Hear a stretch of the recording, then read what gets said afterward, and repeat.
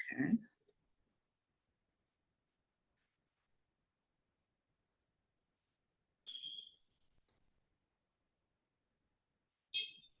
Will, are you back yet? Yeah, we're good to go. You guys can get Yeah, started. John can read everybody the rules of the road if you want yeah, to get that that's started. like, yeah. Okay, John, can you please give us our instructions? Yes. So, welcome all.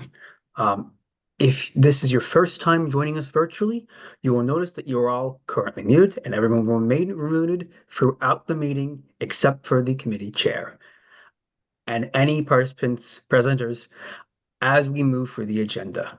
Following the presentations, as we move through the agenda, the co-chair will call on members of the public who wish to speak. You can participate by doing a react icon on your device and pressing the raise hand button, not the wave or thumbs up button, since those will disappear. Only press it once, the raise hand button. If you press it a second time, it will go back down. If you're on your phone, press star and 9 to raise your hand and star or 6 to unmute yourself. Be on the lookout for a prompt asking you to confirm unmuting once the chair has called on you. The chat is available for technical support only to help the Zoom software problems, not to ask questions to the chair. They will not see the chat.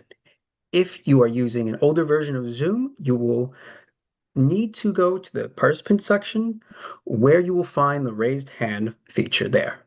Please do not raise your actual hand or wave at the screen because we may not be able to see you. Chat me if you need any technical support. Did you say about if you're on the phone? Yes, yes. To repeat it, star 6 for unmuting yourself and star 9 for raising your hand. Okay. All right.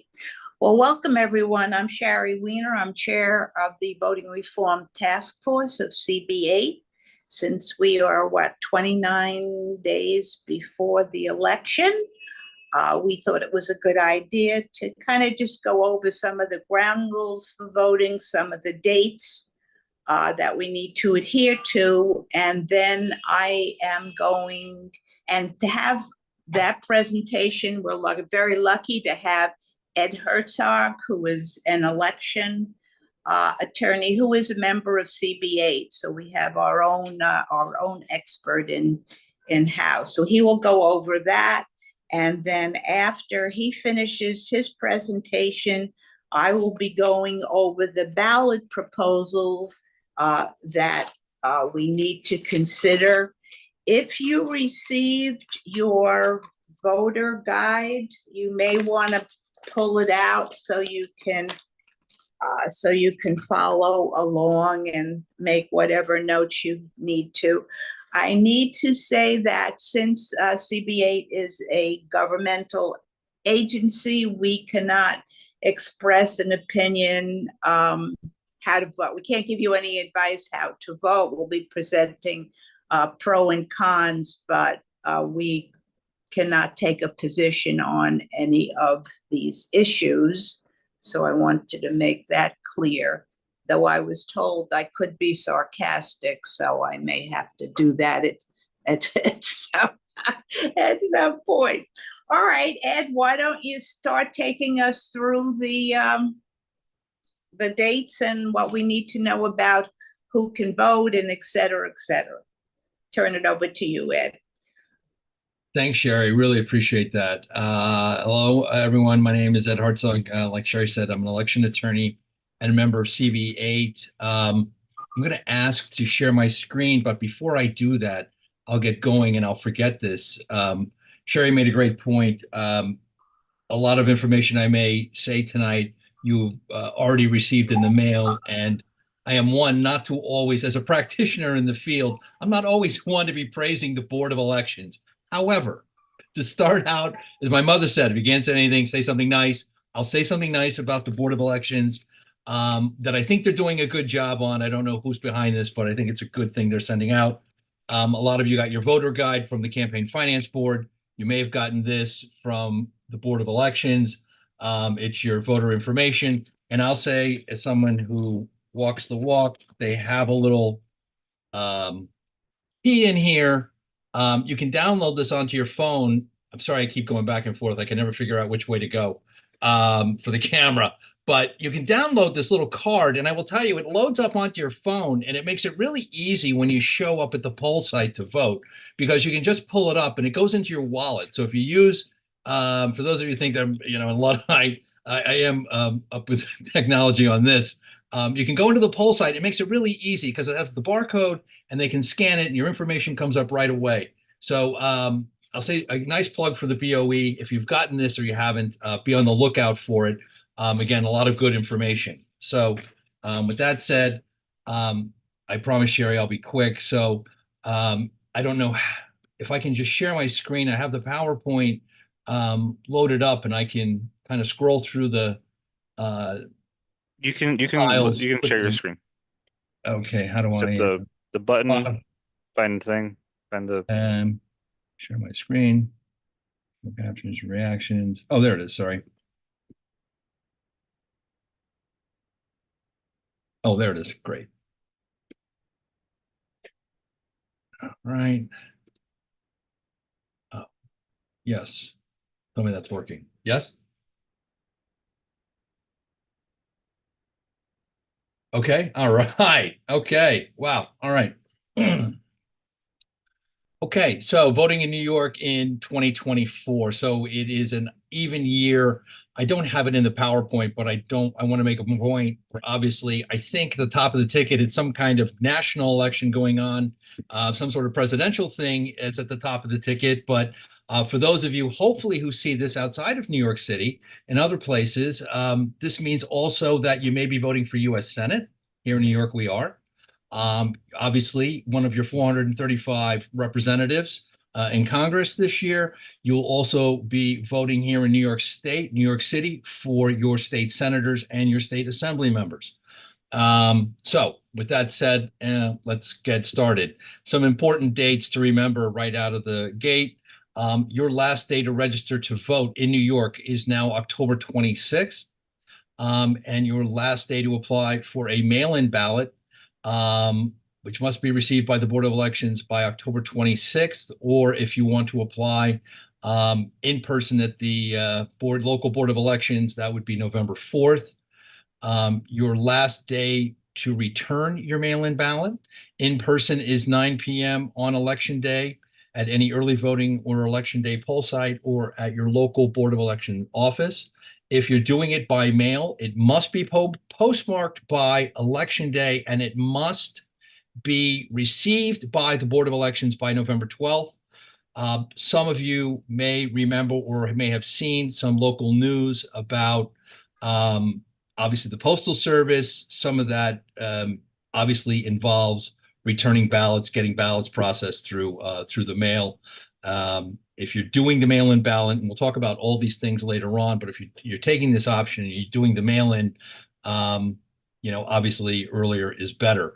Early voting, we now have early voting in New York, and those dates are October 26th through November 3rd. Those locations, for those of you in New York City and outside of the city, may not necessarily be your poll location on Election Day. So I will just say from personal experience, you get, for those of you in New York City, you get so used to getting on the subway going one way or the other, you're thinking about something, and you get on and you realize you're on the wrong side. I did that one day voting early. I went to my regular polling site, and that's not where they have it. So pay attention to your location for early voting. And of course, Election Day is November 5th. If you're going to register to vote, you still have time. In New York State, the last day again is October 26th. Your eligibility here is U.S. citizen. You must be 18 on Election Day.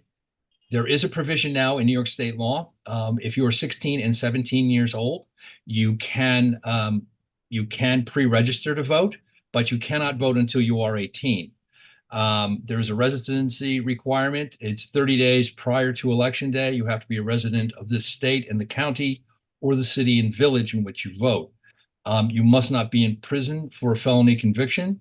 and you must not be judged mentally incompetent by a court, nor claim a right to vote in another jurisdiction. I think we'll put this PowerPoint obviously up on the website so you can click on these sites.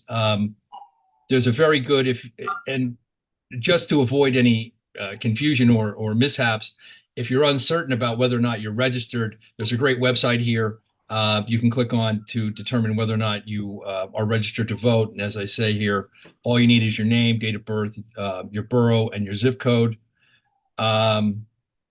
You can also register in person at your Board of Elections.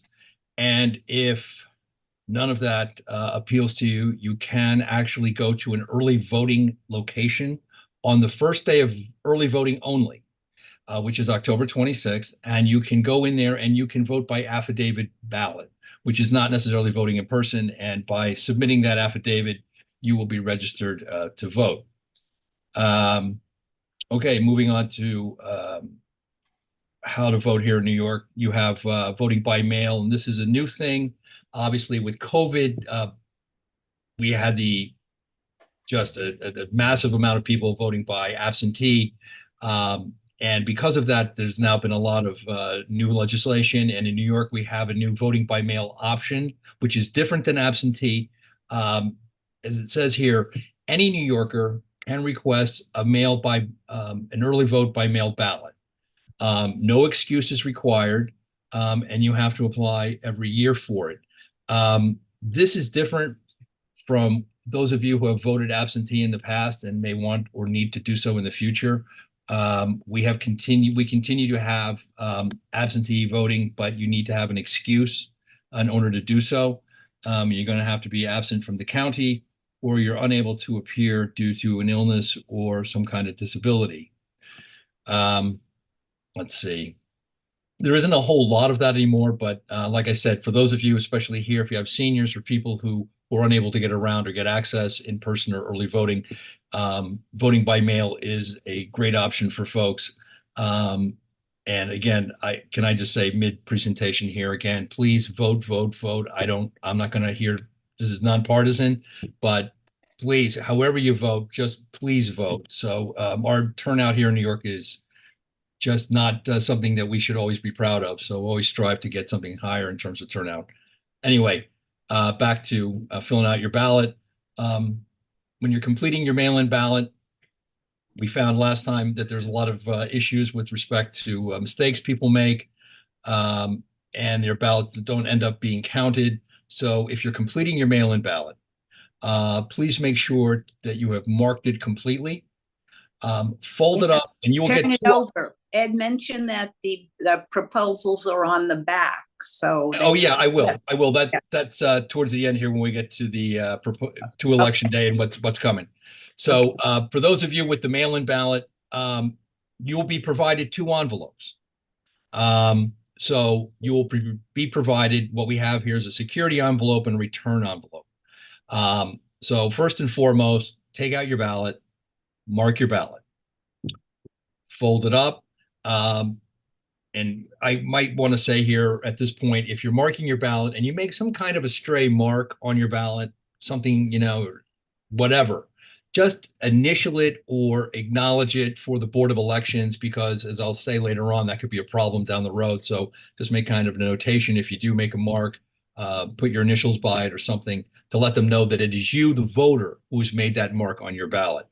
Anyway, after you're done, fold up your ballot, place it inside the security envelope that they've given you, and you'll be able to tell that it's the security envelope. Sign it and date the outside of that envelope. Seal it up, put it inside the return envelope, and return that envelope to the Board of Elections. Some common mistakes that are made. You didn't unsigned ballot envelopes. The signature won't match the signature of the Board of Elections. There's a missing ballot affirmation envelope in the return envelope. What happens sometimes is people fold up their ballot and they just put it inside the return envelope without putting it inside the security envelope. It's very important that you do both, because when you open that up for counting purposes later on, it needs to be inside that security envelope. The affirmation envelope is not signed by the voter, but perhaps by someone who assisted the voter in completing their ballot. As I noted, there is no witness to necessarily a mark on the ballot. As I said, a stray mark. Someone who has signed the ballot is someone other than the voter. And the other issue that might arise, it's a common mistake, is that ballots arrive 2 to 7 days after Election Day and have no postmark.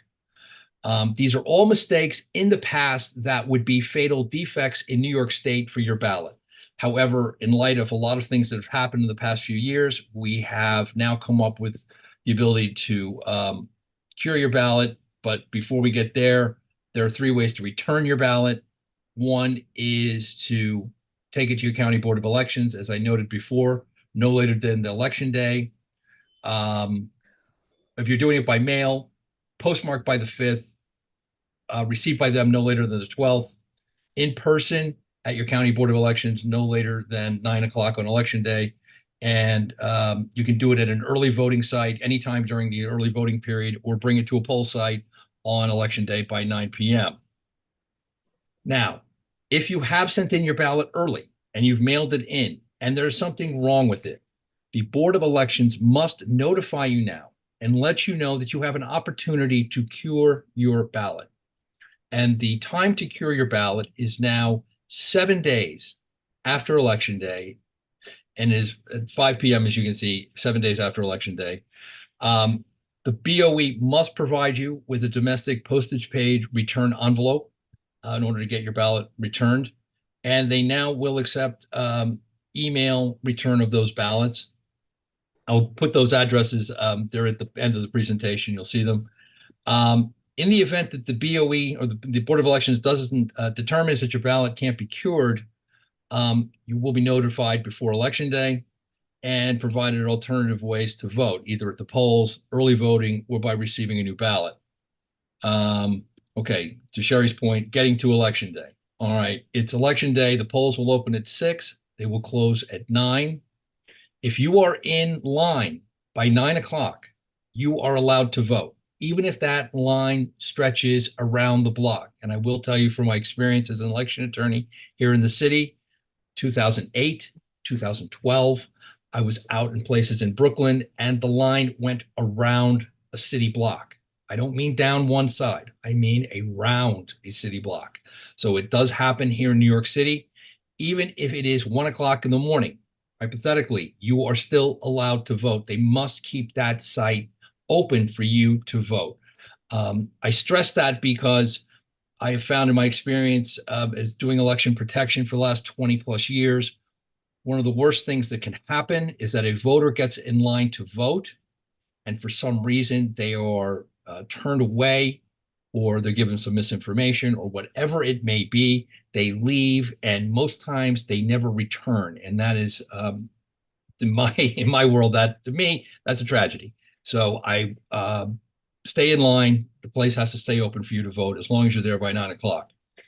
The other general rule here in New York, and why I mentioned the ID that the BOE has sent out, is when you come in, you give them that little card key. You do not have to show them your ID to vote. One of the states that don't require that. The only exception to that rule is if you did not provide identification when you returned your voter registration application, and that is some sort of valid ID at the time or the last 4 digits of your social security number. If you did not do that, the poll workers will, your name will be flagged and they will ask you for your ID. You will then be asked to provide either a current or valid photo ID.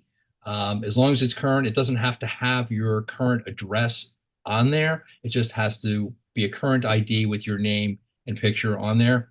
Otherwise, official documents with your name and current address, like a utility bill, bank statement, paycheck, government check of some type, will be acceptable as a form of ID to allow you to vote.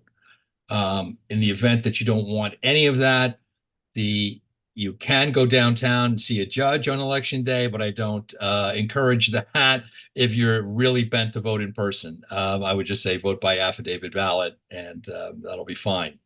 To Sherry's point, this year we have 6 ballot proposals. So in the city, you will be flipping your ballot over after you voted for all of the federal and state offices. There are 6 ballot proposals, and I won't go through them, but I'll just name them here. The first one is the Equal Rights Amendment, which our Women and Families Committee, I think, had a fantastic meeting on back in September 25th. The second proposal involves cleaning public property, and I think that's with the Department of Sanitation. Proposal 3 involves cost estimates of new laws or proposed laws.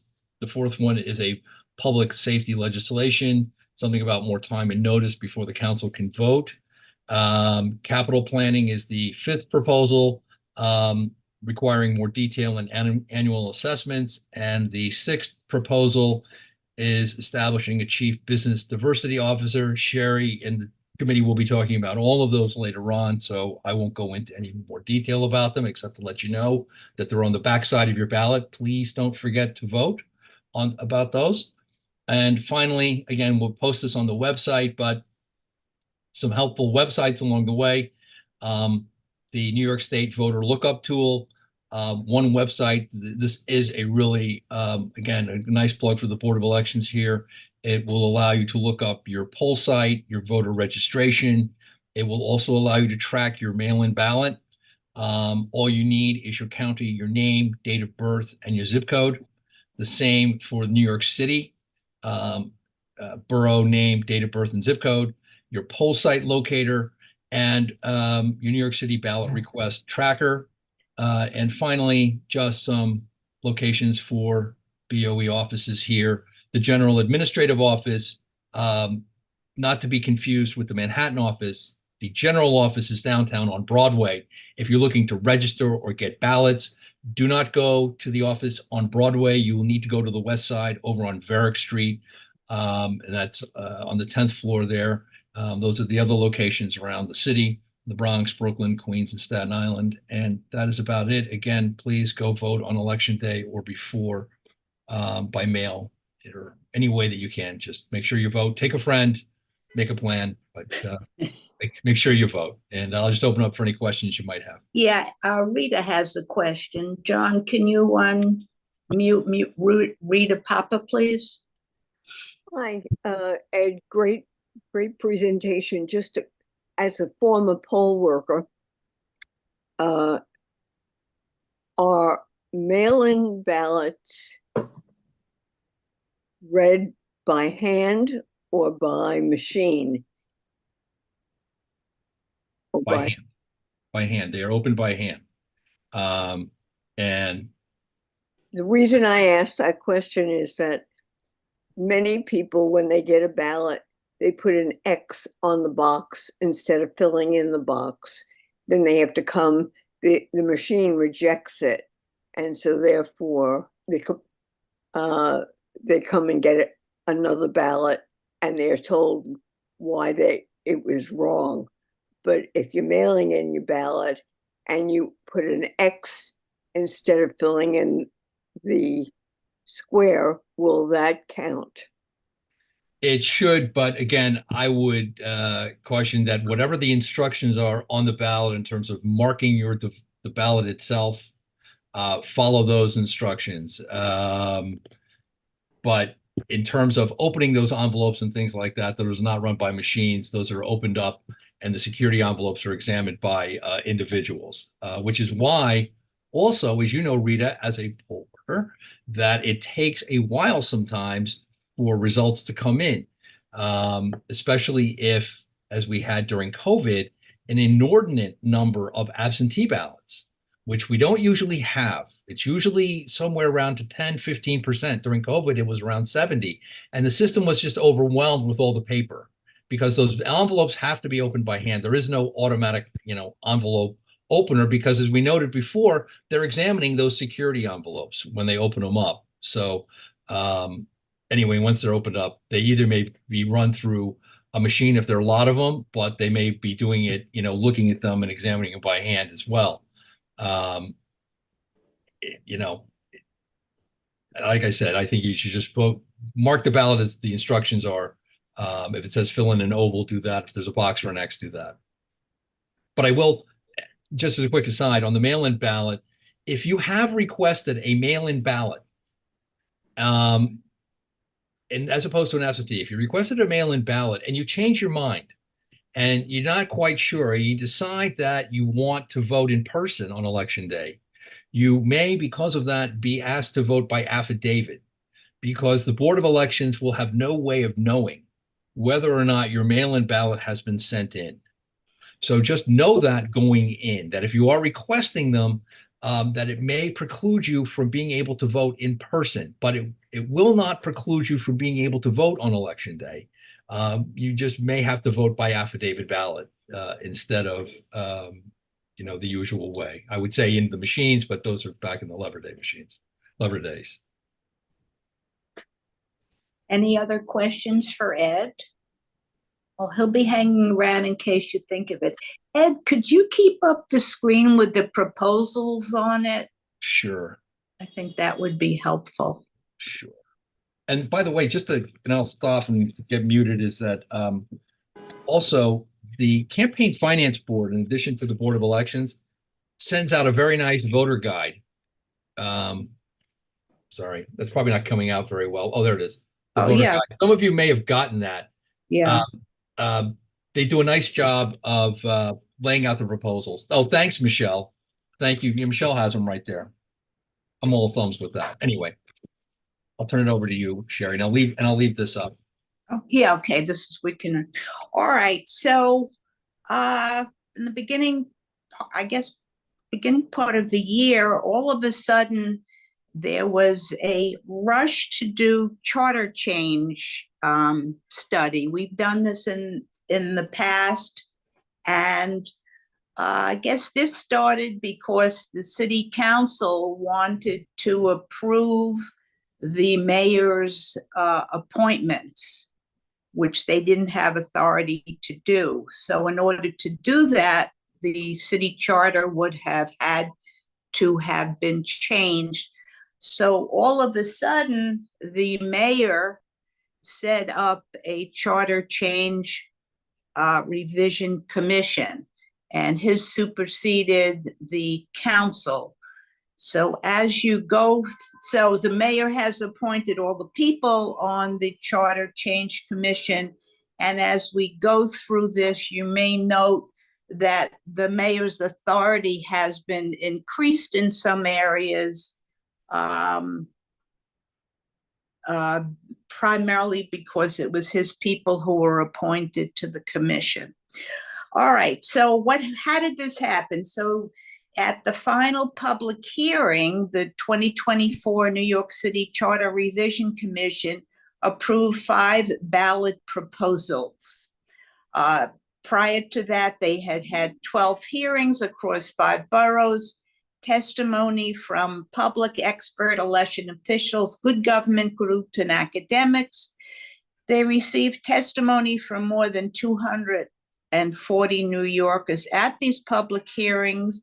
In addition, they received more than 2,300 written comments and public hearings, which were attended by more than 750 New Yorkers in person and virtually.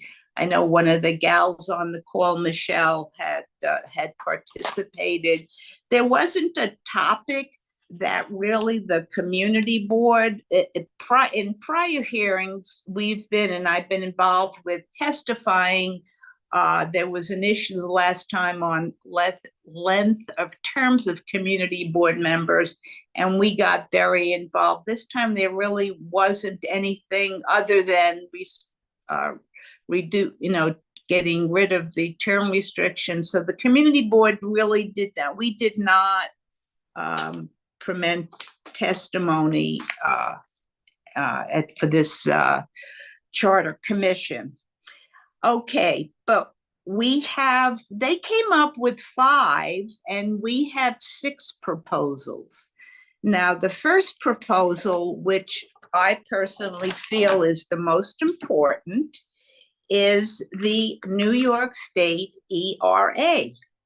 And this is on the ballot because the New York State legislature passed the Equal Rights Amendment in 2 consecutive legislative sessions. So now it's up to New Yorkers to directly vote on whether to amend the state constitution. All of these proposals, well, this one is the state and the rest of them are the city. So why are we doing a state ERA? Well, we're doing a state ERA because we don't have a national ERA. And the legislature felt it was important to increase some of the protections that are in the New York state constitution.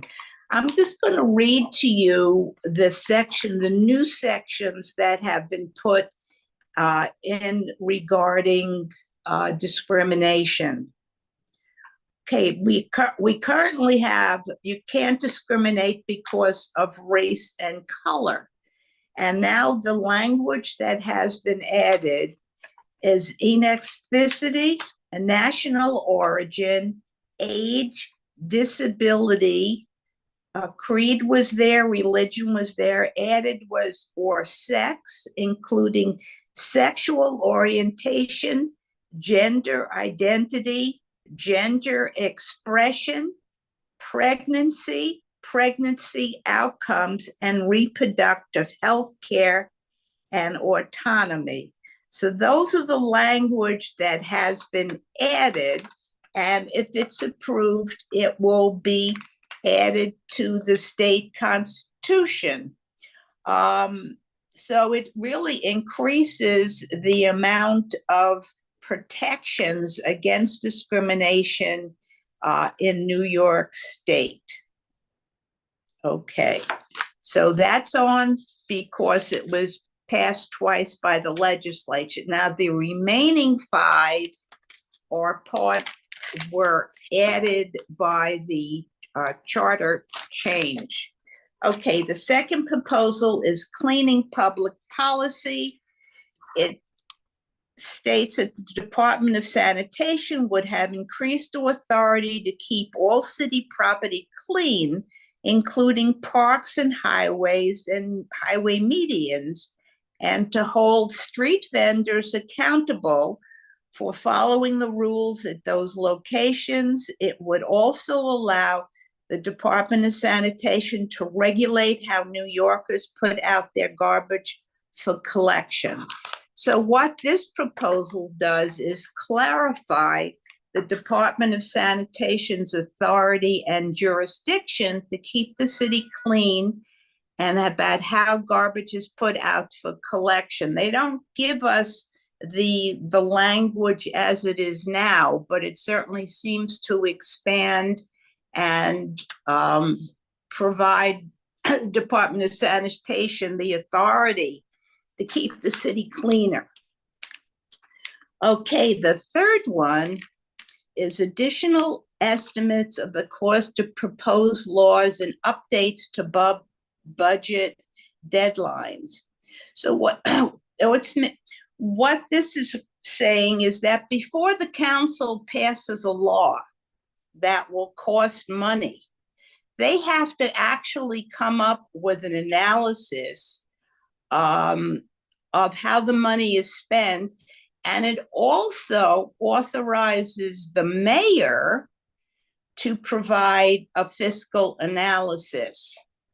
So this is now a city council law, but it's allowing the mayor to come in and provide his own analysis of this. So it establishes a new role for the mayor in assessing the cost of laws before they are passed, and requires that cost estimates from the council and the mayor are available before proposed laws are considered at public hearing. And it also gives the mayor more time to prepare the city's annual budget before it is presented to the city council. So that's what I was talking about. It kind of gives the mayor more authority than he had before.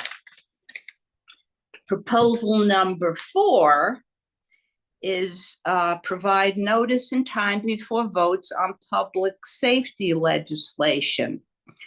The council must give 30 days notice before voting on public safety laws that impact the police department, Department of Correction, or the fire department. And during this time, the mayor and affected city agencies may also hold public hearings to hear additional input. So again, it's giving the mayor and the agencies more time to hold their own public hearings on proposals, as opposed to just the city council holding hearings. So again, I assume it's just giving the mayor more involvement in the laws that the city council is trying to pass. Number 5, capital planning.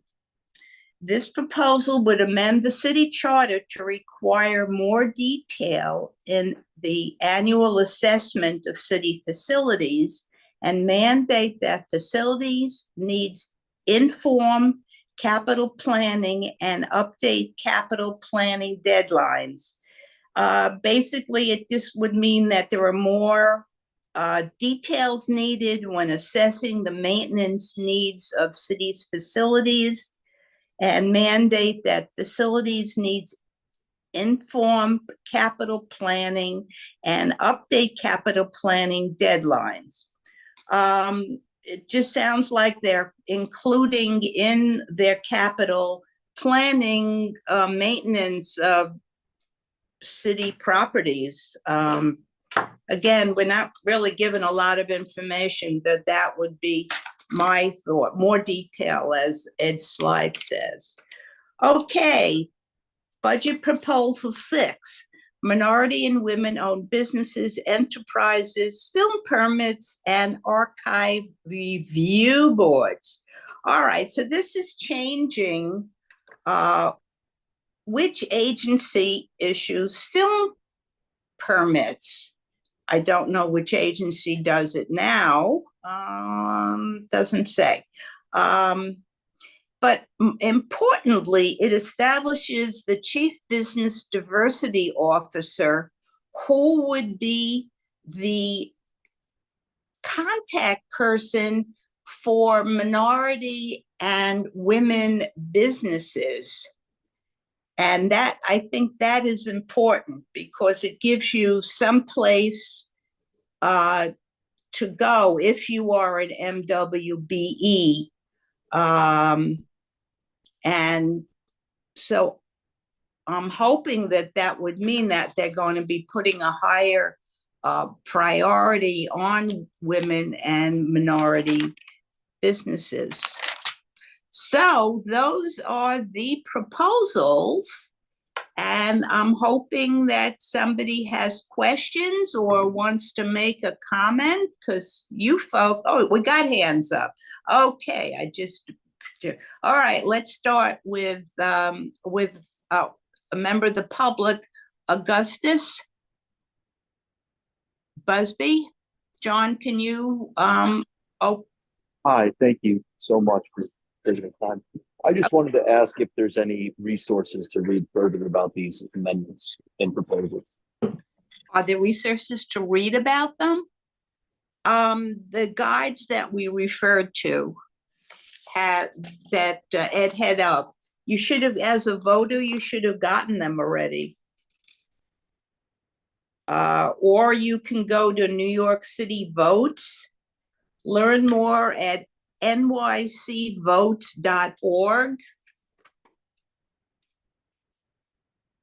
And then also you could go back to the New York City Charter Revision Commission. They have a website, and they probably have more information on these proposals. Ed, do you have any other suggestions?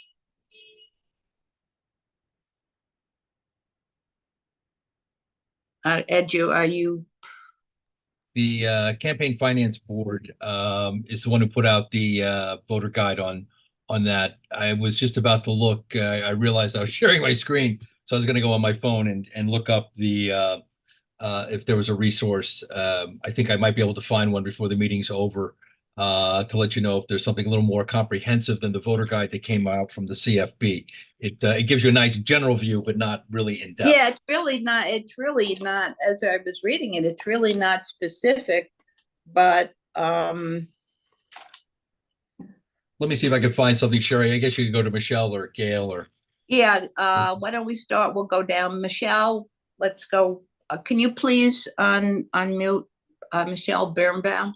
Yeah, to Augustus's point, the comment that I was going to make, which I always say when we're talking about legislation, whether or not it appears on a ballot or whether as a community board we're voting on something that has to do with an issue that has come to one of our committees that's legal, your best thing to do is to actually read the legislation.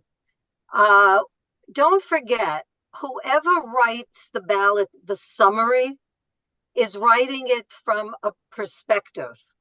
So the very fact that it was passed and that it was either proposed to be added to the state constitution or proposed to be added to the charter, that very fact means that the people who are suggesting this are in favor of it.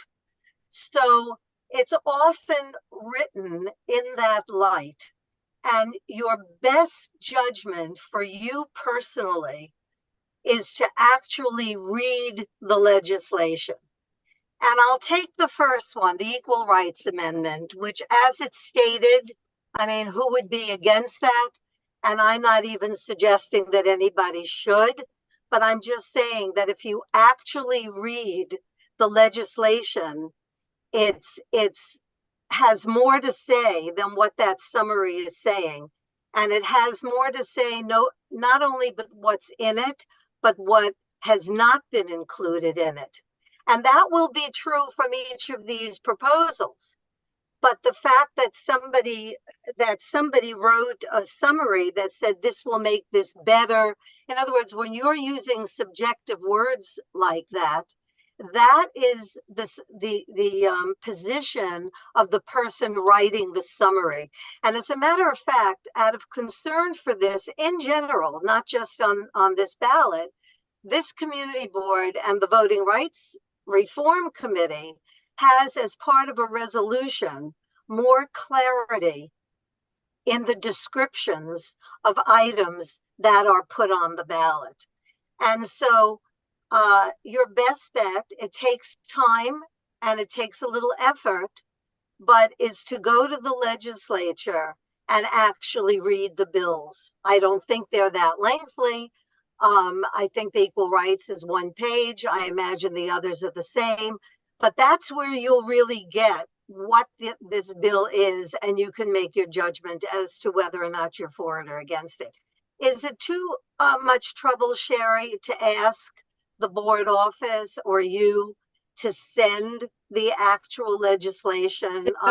Michelle, it's only the one. The others just came out of the Charter Change Commission. There's no legislation. No, but it's written. In other words, the charter change, there's a written description of that expands further than the couple of lines that the bulletin put out. And I think I'm going to try. I read the proposal because I read the legislation. I mean, the first proposal, I haven't read in their entirety 2 through 6. I'm trying to get hold of them because I would like to read them before I make a decision. Yeah, well, I would go to the Charter Change Commission. They would be the ones who put it out. I'm not sure you're going to find much more, but I was going to say, Sherry, that if you may, the League of Women Voters has what I see on my phone here has a very nice, I think, assessment in terms of a breakdown. I think what Augustus, if this is what you're looking for, they go through all the proposals. It looks like a hyperlink to how it appears on the ballot, what the proposal would achieve. It also has the source, the charter revision, the commission's final report, to what Michelle is speaking to. It has, again, take the source for what it's worth, but it is the League of Women Voters, lwvnyc.org. They also do what my cursory view here has a pro and con section on each of those, which, is nice to see. It's the league, again, it's the League of Women Voters, nonpartisan, to whatever, each individual, but, that is the source. So something that But gives a Ed- little more than what the voter guide has. Ed, can you actually read the wording in the charter provision? Yeah, it has a Do hyperlink, you have to actually, go- Michelle. I haven't done it. I won't pull it up because I'm sharing my screen right now. And I realized when I went, Well, why I was don't going you through my just email get- real quick, and I you can get- realized that I was Ed, sharing you my can- screen. Ed, you can get rid of the screen. I just thought it would be helpful as I read them, but Oh, you can okay. get Oh, rid of- great. All right. Let me see here. What I can find. Let me go to this website real quick. My computer. Let's Whatever see what you it can says. suggest to get the actual real wording, how it's going to look in the charter, not somebody's opinion of what it says, but what it's going to say, the actual language. Yeah, you know I'm what? most comfortable making a decision if I have that. All right, Uh, Gail, can you unmute Gail Barron, please?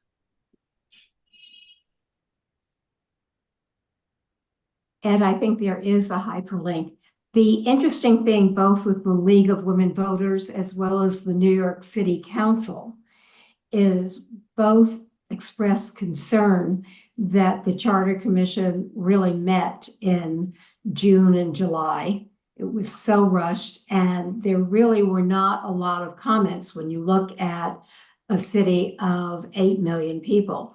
Now, the League of Women Voters, I think, was very objective, as Ed points out, with their pros and their cons, so that even if you don't read the actual language, you get a really good feeling for whether it's going to work or not. Yeah. New York City Council was opposed completely because in many ways it was providing more power to the mayor and less, really doing what was necessary. And even with the MBEs and the WBEs, you already have administrative functions which are in place to handle that. And then what happens if it's in the Charter Commission legislation and another mayor comes in and is hamstringed and not able to do certain things?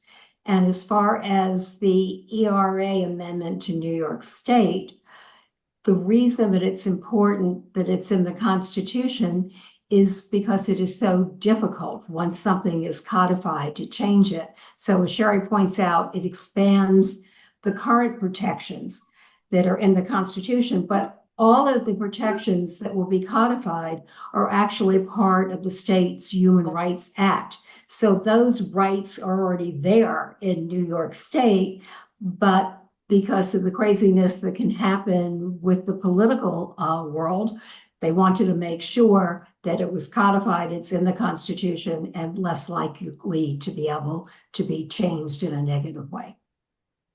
That's it. Thank you. And Ed has put in, or I guess Will Yep. has put into the chat some of the different resources that we talked about. Ed, what is the League of Women Voters website?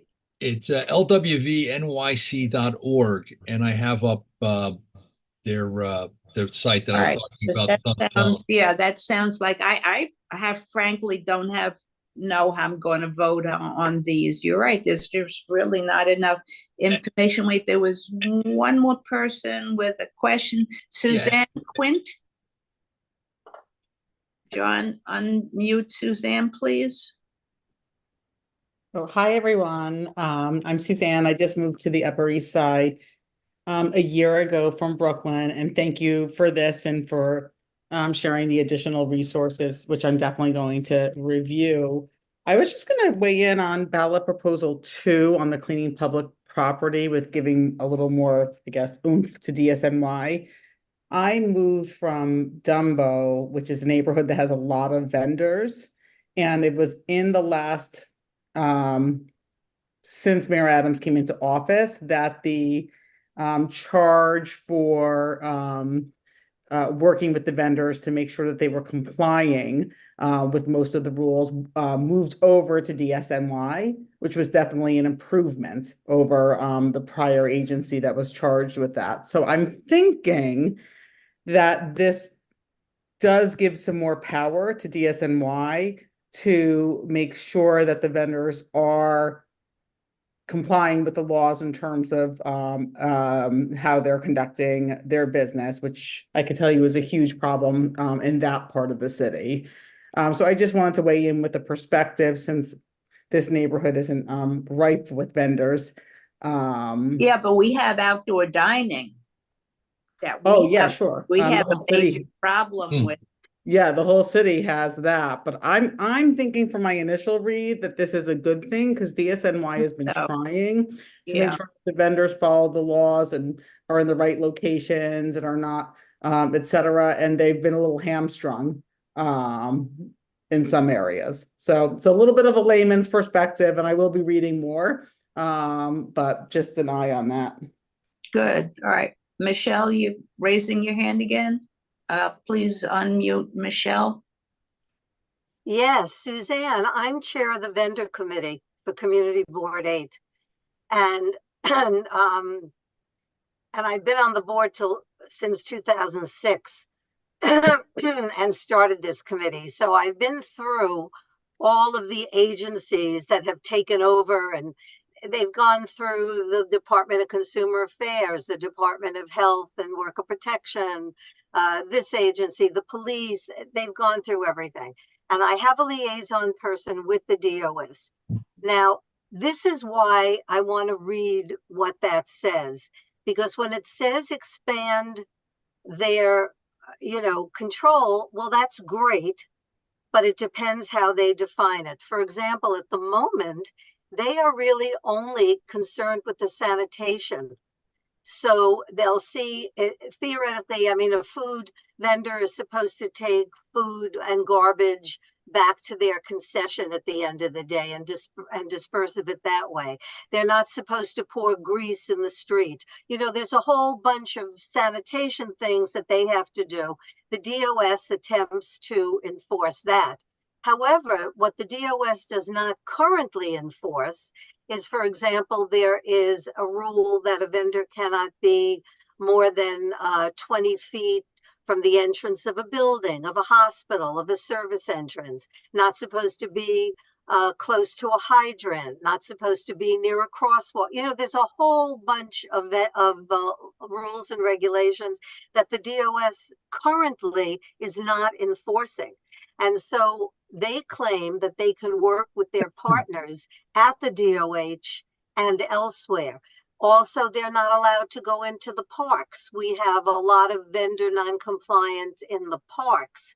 And Right. I understand that currently there's going to be a correction to that with a separate group that can go into the parks, because the parks police, the PEP officers, can't handle it. So what you raise is a perfect reason for reading what it says, because if it doesn't expand it to dealing with all those other issues, then it leaves vendor compliance unattended. If you give more power to the DOS without allowing the other agencies to be partners with them when necessary, then you've left some part of compliance unattended.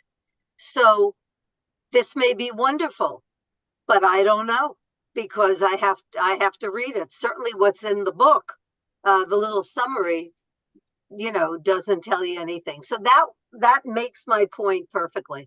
So you'll have a better idea of what it's actually proposing if you actually go and read it and see what it says.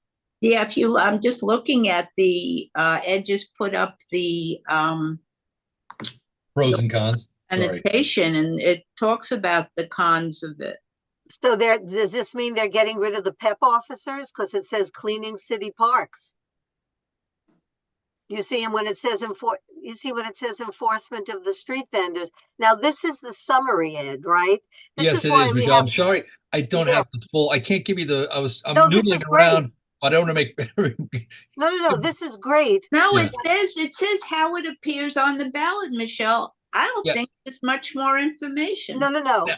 The And- way it appears on the ballot is how they summarized. Oh, you're saying the original? Look at the go back. bill, because Yeah. for example, well, this is very helpful. It's more information, but it still doesn't tell you. Look at pro bullet number 2. It'll provide enforcement of street vendors in addition to, here they're including the PEPs, but that's only for vendors in the park, and they're including the NYPD. So that's good. That tells you that. They probably also need the DOH though, because the food, there's a lot of compliance that has to do with food and commissaries that have different rules and regulations.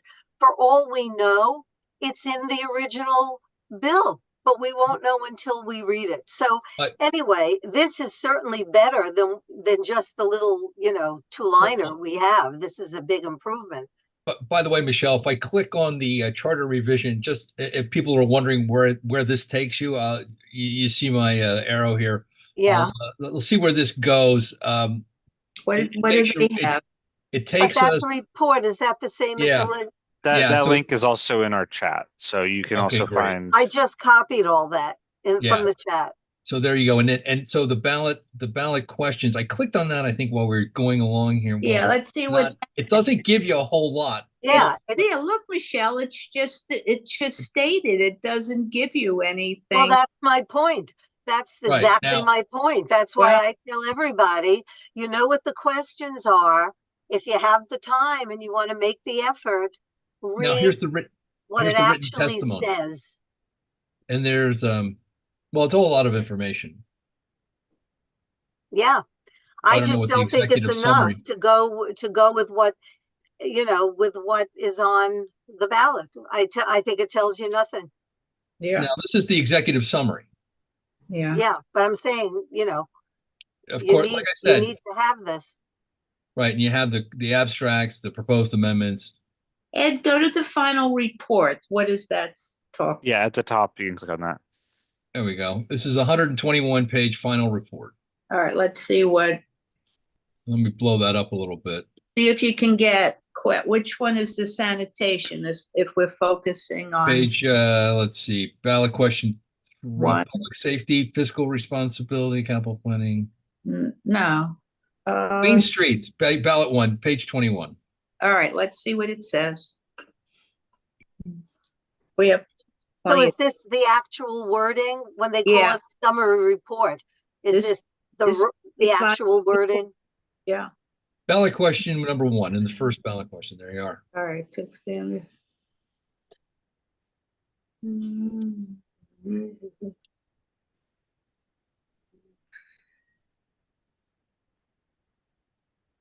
Okay. All right. Yeah. Okay. There. Like that. At present, the charter changes. It defines the street in a way that includes some but not all the city property. Okay, so this is telling you how they came to Yeah. what the final is, but where's the final? That you've been reading it. That's You've been all reading it. there This is. is the final? Yeah, Yeah. that's Okay, it. Yeah. okay. And what they did recently also, Michelle, is some of these things were written in such a way that it's like the election law is a little inscrutable. So they also had a little more of a digestible summary of what they were trying to say, because sometimes the legalese got a little much on Yeah. some of these proposals. And also just to make the point, because I didn't want there to be any confusion between the dining out rules, that's all handled by the DOT. And there's nothing on this ballot that addresses So no, not Well, a- the open Ed, dining. here, I And if just you didn't jump want to anybody the to end confuse in the it. appendixes, the final report does actually have the spelled out language. So Oh, you're looking in pages like 90 plus. okay. Okay. Oh, that's Yeah. helpful to look at that. Okay. Yeah, thanks. Well, That's Yeah, the yeah. final Sorry, language. Okay, 86 that's what I'm is looking for, right? Appendix Looking A. for 86? Yeah. Okay, let me. Okay, Sorry, I mean, that's these the are one. all the Little- various ones, but yeah. 86 is Appendix A, and then each appendix after that is the different proposals. And you can see this is the legislation or the The written, text right. of the the rule, the Oh, here rule. you go. There it is, Michelle. Yeah, Appendix this A, is Main what Street. you want. Yep, There you go. That's what you're the looking for. actual wording. Yep, Yep. you know, Okay, And there you have an abstract underneath that. that's great. Thank you. I'll go and look at this. Yeah. Yeah. That's actually quite helpful.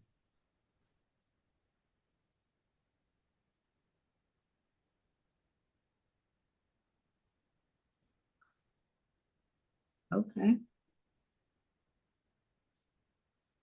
There's the change.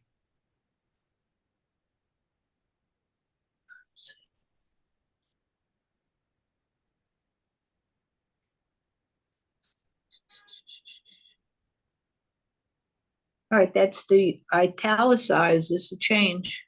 Right.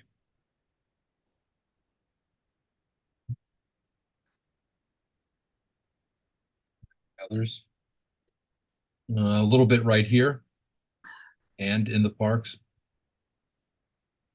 Oh, so they can have jurisdiction over vendors in the parks? I guess that's how they get the enforcement. I guess Officers involved? that's the lady selling the mangoes in Central Park. Mhm.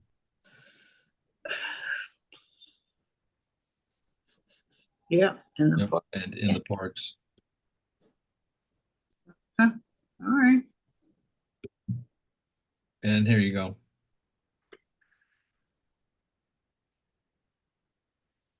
Okay, all right. So that's a good thing to look through. Yeah, that's actually not bad. That's the final report on the And That's that just 2 gets clicks from the away. Charter Commission. That's just 2 clicks away from the League of Women Voters site. Again, lwvnyc.org. Okay, great. All right. Well, so if you want further information, those are the resources you can use. But the most important thing is to vote one way or another. Absolutely. And Take the time. unless anybody else has any comments or questions, this will be the shortest meeting that we've ever had. So, you have a hand up, oh, Elaine, Sherry. sorry, Elaine's up. Sorry, Elaine, please unmute Elaine Walsh. Thank you. On the issue of the sanitation, it sounds good, but there are no resources allocated to the department to be able to do any of this.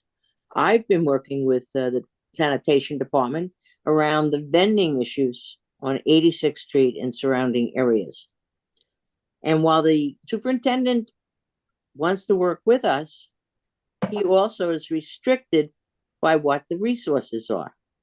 One of our issues is that we're missing garbage cans on 2nd Avenue. So he says, but we don't have any money to buy them. Okay? So here it is. You got this. You got them now going into the park where we had the Parks Department police enforcing. And now you're going to put more responsibility on DSNY. On top of it, in there it says no plastic bags on the street. Well, there are groups that are cleaning up the streets as volunteers or Right. paid groups. The garbage they accumulate from the sidewalk or the tree pits goes in a plastic bag, and normally it has been put on the avenue for pickup. According to this, they won't be able to do that anymore. So what are we doing? I'm president of the East 86th Street Association. We do contract with some nonprofit groups. This is going to be a challenge. Where do we put this garbage after they clean it up? Since the city doesn't do, in a timely way, pick up the garbage on the corner, but there's no space to put it. So you're going to ask buildings to take in the street garbage? I don't know. And when it talked about enforcement of the vendors, If they don't have any ID, I've been told you can't do anything because they have nothing to write up. It's like the e-bikes, you know, if you don't have a license, you can't do anything.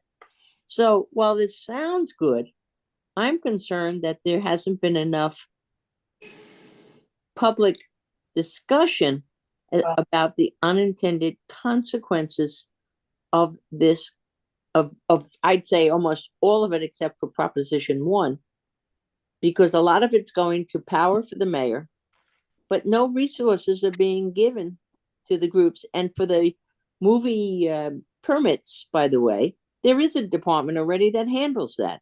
We don't need, and where are you going to put the money? Where are you going to get it from?